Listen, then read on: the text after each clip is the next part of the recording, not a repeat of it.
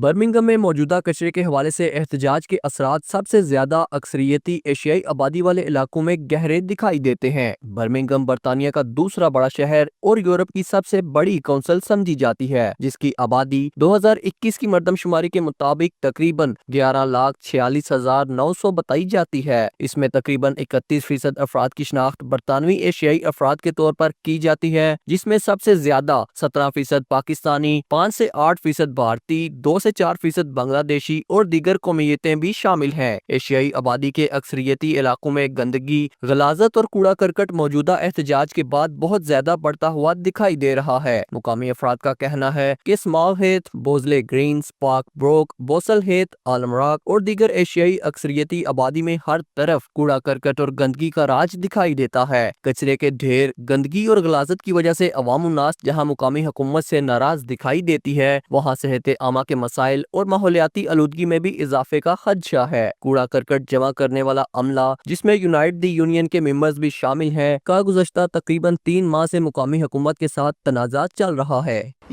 ہم بورزلے گرین میں کھڑے ہیں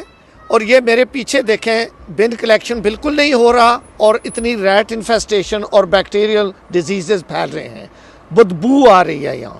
تو میں اس کا ذمہ دار برمنگھم سٹی کونسل اور کونسلرز کو ٹھہراتا ہوں، اور میں یہ میسج بھی دینا چاہتا ہوں کہ بہت جلدی اگر یہ برمنگھم سٹی کونسل نے اس کو ریزالو نہ کیا تو ہماری عوام اب پروٹیسٹ کے لیے تیار ہو رہی ہے۔ برمنگھم پورے شہر میں جو ہے یہ کچرے کے ڈھیر لگے ہوئے ہیں، صورتحال نہایت ہی خراب ہے۔ برمنگھم پچھلے 13 سال سے لیبر پارٹی جو ہے اس کا نظام چلا رہی ہے، اور اس وقت جو صورتحال ہے ہر طرف جدھر بھی آپ جائیں، ایک جگہ سمول اتنی، پورے برمنگھم میں نے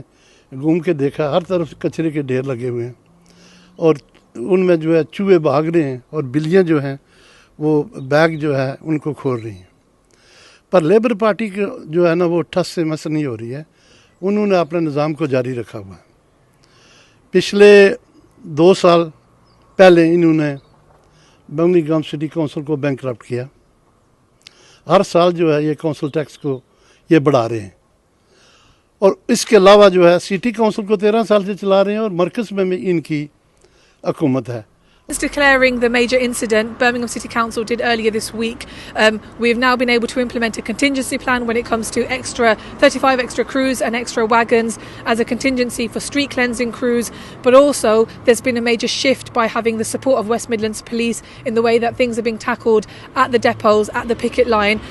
which now means that more trucks have been able to come out and collect the household refuse from people's houses door to door. We're hoping that this is going to continue out throughout next week as well. So by having the major incident declared, it means that we've got a multi-agency approach to try and ensure that things are improving and the streets start to get cleaner sooner rather than later. عوام الناس اندرونی علاقوں میں پھیلی ہوئی بہت زیادہ گندگی اور فضلے کے جمع ہونے سے انتہائی پریشانی کا شکار ہیں، جبکہ مقامی حکومت اور یونین کے نمائندگان ایک دوسرے پر الزامات لگا رہے ہیں۔ فی الوقت اس ہنگامی صورتحال کا کوئی حل دکھائی نہیں دے رہا۔ لالا محمد فاروق، JK نیوز، برمنگھم۔